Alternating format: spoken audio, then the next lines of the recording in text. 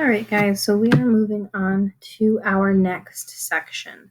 So up until this point, we've talked about adding polynomials, we talked about multiplying polynomials, and we talked just briefly about the shortcuts of multiplying special polynomials. We are now getting into what we are calling factoring, which is taking one long polynomial and sort of breaking it in to the two binomials, breaking it into what you had multiplied to begin with. So we're kind of moving backwards from what we have been doing. So to start off factoring, we are going to start off with our zero product property. So basically, if I know that A and B are real numbers, basically they are any number at all.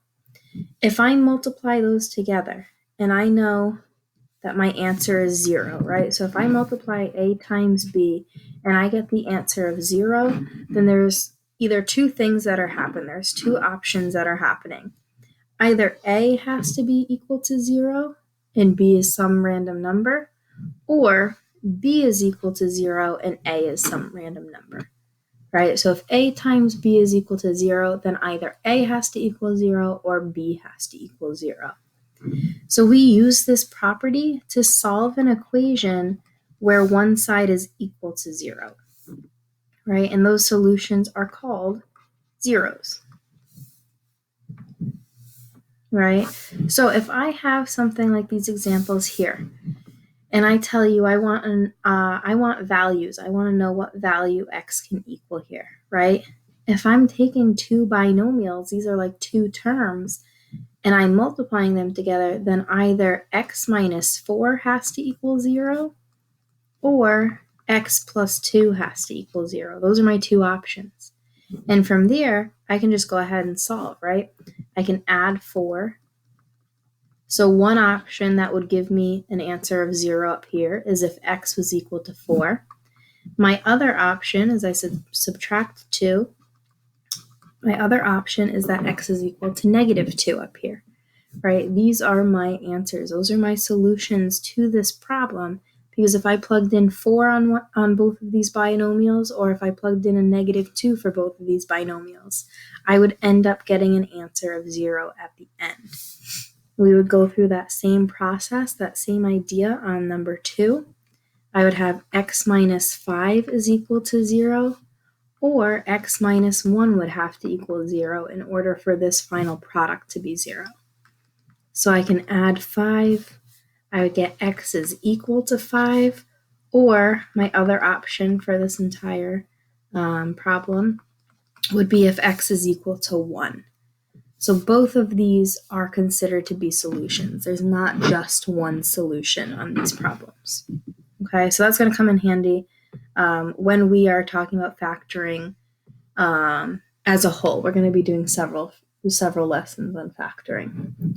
So this is what I was talking about. This next section of the notes, we're going to start factoring by first talking about the greatest common factor, and we call that the GCF. So when I see a polynomial, I want to check to see if there is a greatest common factor between all of my terms. So what that means is when we factor out the GCF, we're actually doing the opposite of the distributive property.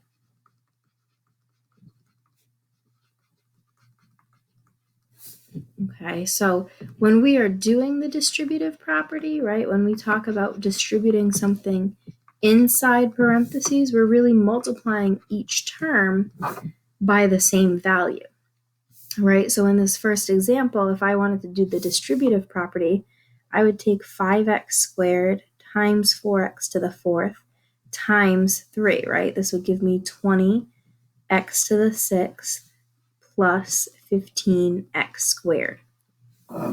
So when I want to factor, and when I want to factor out the GCF, so when we factor by GCF, we're dividing each term by the same value. Okay, so this was the distributive property. That's not what we're going to start out with in this lesson. In the lesson, we're going to end up starting out with something like this, some sort of polynomial that looks like this. I want to go through and I want to see if these numbers are both divisible. That's our first step. I want to check if these two numbers can be divided by the same number. And they can, right? We know that 5 goes into 20. We know that 5 also goes into 15. So 5 is a part of my GCF, right? Because both of these terms are divisible by 5. The other part that I want to worry about is my x's, right? I only have 2 x's to give. That's the maximum number of x's I can give in this second term. So when I go to factor out my x's, I can only factor out as many as the lowest term has to offer, right? So I can only pull out 2 x's here because there are no more x's on this term to offer. So this is my GCF, right? That's pulling out my GCF. But I can't just leave it at that. Once I pull out my GCF, I'm still left over with some value here, right? So in order to figure out what we are left with, we're going to divide this 20 by 5. We want to know what can you divide 20 by 5 to get. And if we divide, we get that we're left with a 4. If I take 2 x's away from x to the 6th, I'm only left with 4 x's. So I'm left with x to the 4th. So that takes care of what's left over when I pull the GCF out of this first term. When I pull the GCF out of my second term, again, I'm going to do 15 divided by 5 to get 3. And if I'm taking 2 x's away from x squared, right, then I'm not left with any x's. So I'm going to leave inside my parentheses 4x to the 4th plus 3. So if you notice, we did kind of the opposite of our distributive property, right? We pulled out what that term was that we would be multiplying in. And we know we did it correctly because we can go back and distribute our GCF and we should still end up with this answer here. Okay. Something we didn't see in this example is if an entire term could be factored out, right? Say this was just 5x squared and I wanted to pull that entire thing out, I still have to leave a placeholder. And we would leave 1 as the placeholder inside the parentheses. We also have another situation where if there is no GCF, we can't factor at all using this method. So we always want to check to see if there's a GCF first. So take a second, try to pause the video, try at least number 1, and we can go over that first.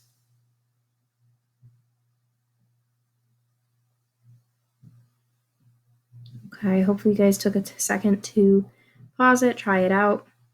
So to find the GCF on number 1, right, we're checking all 3 of these coefficients, and we want to know what number are all 3 of these coefficients divisible by, right? So 8, 12, and 4, they're all divisible by 4. So that's going to start off my GCF. Now I want to worry about the y and how many y's I can pull out, right? I have 5 here, I have 3 here, but I only have 1 y here. So I can't take any more than 1 y from each of these terms because there's no more than 1 y to give here. I can't take 2 away from here if there's only 1 to give. So my factor here, my GCF, is going to be 4y. But I still need to figure out what's left inside my parentheses. So in order to figure out my first term, I would divide 8 by 4, right? 8 divided by 4 is 2. And if I took 1 y away from y to the 5th, I would end up with y to the 4th. Now I'm going to move on, right? Negative 12 divided by 4 is going to give me negative 3. And if I took 1 y away from y to the 3rd, I'm left with y to the 2nd. In this last term, this is what I had said, if we can factor out the entire term, we have to leave a placeholder. So if we had done 4 divided by 4, we're going to get 1, and if I take that y away, there's no y's anyways. So we're keeping this as a placeholder of 1. And this is going to be your final answer. So this is what I had said. We're kind of moving backwards from what we were doing in that last section. Okay, you don't have to distribute this. You don't have to solve it out anymore. If you do want to double check that you have the right answer, you could go back and distribute this term all over again just to make sure that you did everything correctly. Okay, now that we've gone over that one, pause your video and I want you guys to try out 2 through 5. Try those and then we can go over those together as well.